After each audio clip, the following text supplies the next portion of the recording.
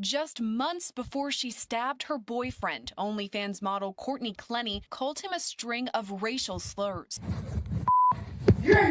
Yes, thank you. Coming from Georgia, thank you. The newly released and disturbing audio was recorded by Christian Obumseli, who was later stabbed by Clenny and died as a result of his injuries. I am so sorry. So shut up and let me slap you. The recording captures an argument between the couple about someone Obumseli ran into while on a bike ride. Get off of me! You literally talked to her without telling me! Courtney, I was on a bike ride and she passed me and I said, hi, you and Courtney are having a live chat. My bad, I forgot to tell you that. That doesn't make you to act and call me a The audio of this argument was recorded just months before Obumseli was stabbed on April 3rd.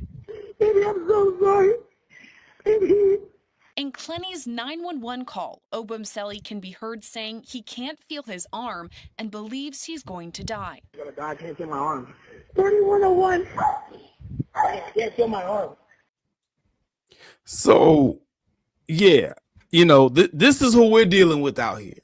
You know, and this is the dynamic that we're dealing with. You know, this person, you know, she just stabbed this guy to death after, you know, not too long after, you know, she'd been heard calling him a bunch of racial slurs on the on a video, on an audio tape. You understand? So you got that, and then you got this one here too. White woman suspecting of killing black boyfriend will not face charges in Georgia. Now, the other one we just talked about, Miss Clenny, she is still in jail, and they're still trying to work that out. But this one here, Hannah G. Cobb, yeah, she's the one who, you know, she was supposedly cleaning her gun, and it went off and killed this brother. I say that in air quotes because, you know, he got some funny style ways. And, you know, very unfortunately, he passed away. I don't wish death on anyone. You understand? But it also says here the victim was also called out on social media for berating black women before being killed by his white partner. And the other Nigerian coon in the other video that I just showed too, RIP to him, but you know, it is what it is. While he was alive, he also had a history of berating black women and black people more broadly. And you know, you talk down on your own women, you disrespect your own women, you know, black women ain't shit, this, that, and the third, whatever. And in both of these instances, these guys who put down their own women to uphold these other women got with one of those other women and killed them. You understand? So that's where we are with it. You understand? One of them still in jail, and they had to fight to get that arrest. They didn't want to arrest her. You understand what I'm saying? But one is still in jail, and then the second one right there, she's free. She you know, no charges were filed against her. So it looks like she might get off. So talk to me about that, guys. What do y'all see on that? At the end of the day, people got to realize that narrative about black people are 3/4 human, and dogs have more of rights than black people do. When you see black folks getting involved interracial, into interracial dating and situations like that, they're not going to put their white people behind bars like that. They're going to try to make sure that they get them off as much as they can, because it symbolizes free killing, right? Mm-hmm. And they don't want to waste a white life behind what they demonize as black trash, because that's how they see us. So any incident where they could use any of these white folks to get a free killing, that would be a win in their book. And a lot of times, you know, the sad part about it is that black folks don't realize that they're in war, you know, and one of the predominantly dope people of our times, Dr. Francis Cress Welsing, ISIS Papers. This is a Bible for black folks if you don't understand that part of it. Extraordinary book. Definitely something that people don't understand when she talked about how when black people and white people have children, the joke is on the children. And I think that went over a lot of people's heads. You know, I did a segment way back in the day on a radio station that I had called The Voice 305, and it was on somebody else's platform. And one night I did a segment on interracial children, right? And people don't understand the hardship that a lot of interracial children go through. So even just bypassing the fact of being killed by your mate, even if you are in a so-called healthy relationship with a person that doesn't look like you, the children suffer deeply. You know, you might see your relationship as a success. Oh, I loved who I love and it worked out perfect. But your child is going through a heavy identity crisis. And when I tell you 3 hours, you would be shocked at the amount of stories that a lot of these biracial children have. And most common is that they're not black enough for the black people and they're not white enough for the white folks. So they're stuck in that gray area of loneliness.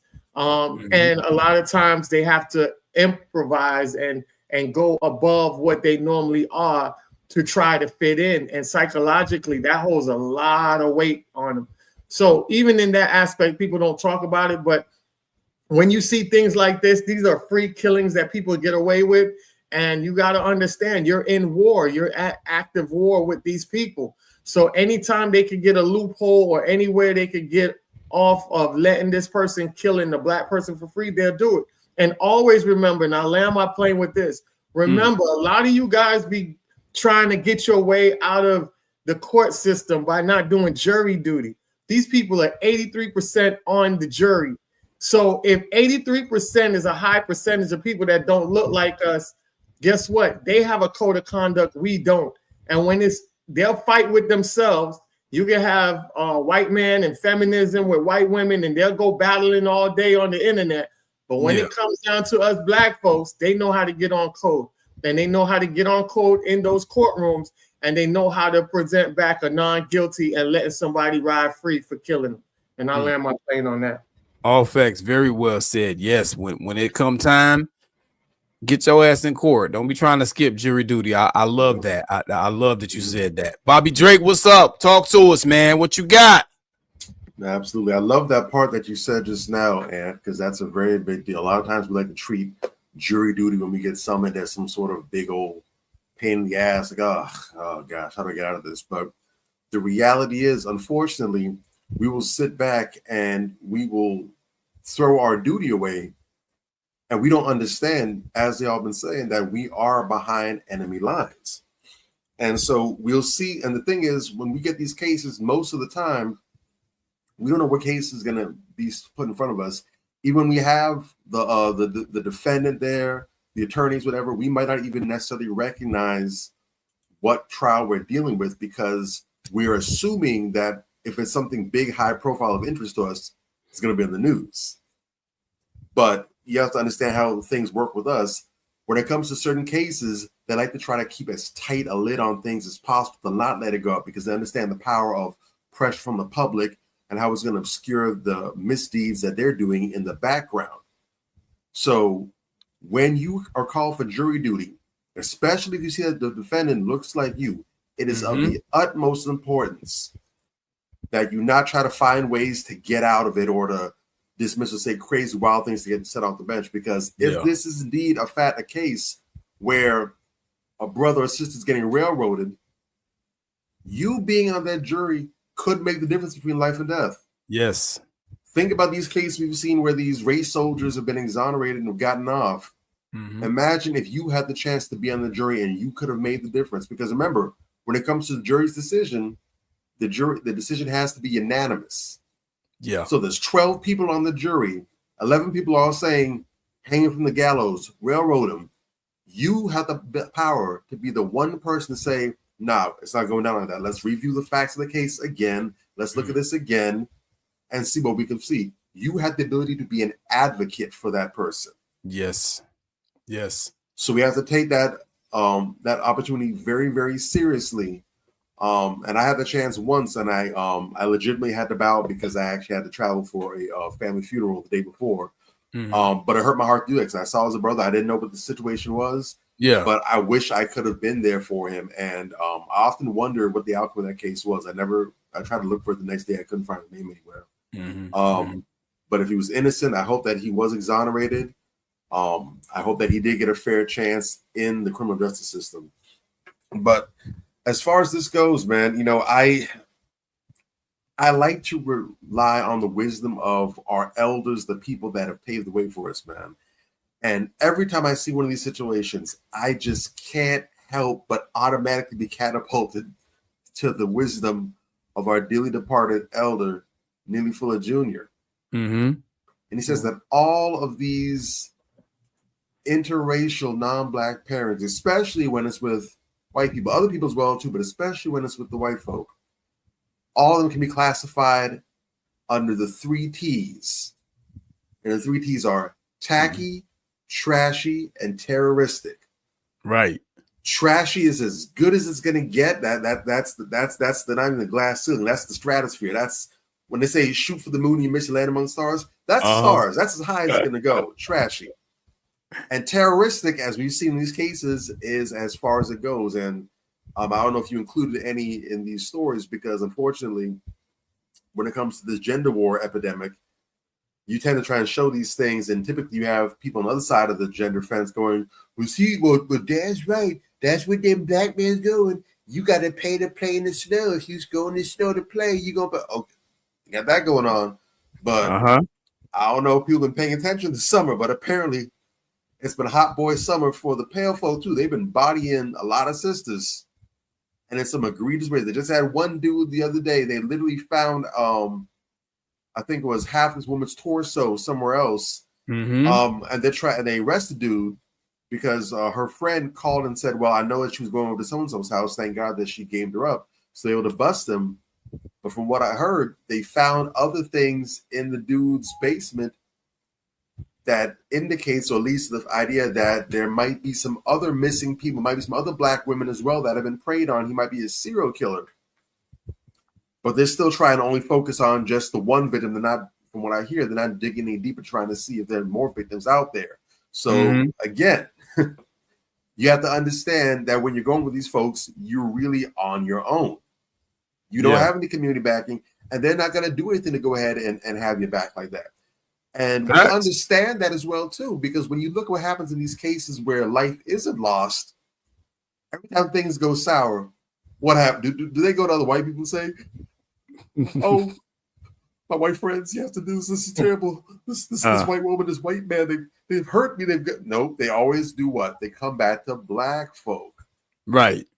No but doubt. If it's so good over there, these are your people, you found kinship over here. Why aren't you going to them to have your back? Why are you coming to us? Yeah. Facts. We weren't good enough to be with. You had your issues, all kind of problem. Oh, Black men, Black men are the worst, they abusive. Oh, Black women, they ghetto, this and that. Okay, then they're all this terrible Black people. Yeah, I agree. They're terrible, they're awful. So why are you coming back here when it's hit the fan? Well, this is what it is, man. That's what we're going to talk about tonight. We really got to get off of that because these are Jedi mind tricks. See, the thing is, these are games that we play. Yeah. But the problem is we play them with ourselves. There's nobody else playing with us. We play them with ourselves, and the joke is always on us. Facts. Now that is a very good point. You know, we got to make sure we drill down on that. Black folks, when you're guys like these two guys, and you're out here berating Black women and berating Black people, and you get attacked by a white person, you don't have a support system. You understand what I'm saying? Because you have berated your folks. You feel me? And that's one thing, even if it's just for self-preservation. Stop cooning. You know what I'm saying? Let's stop cooning. Conversations 2020.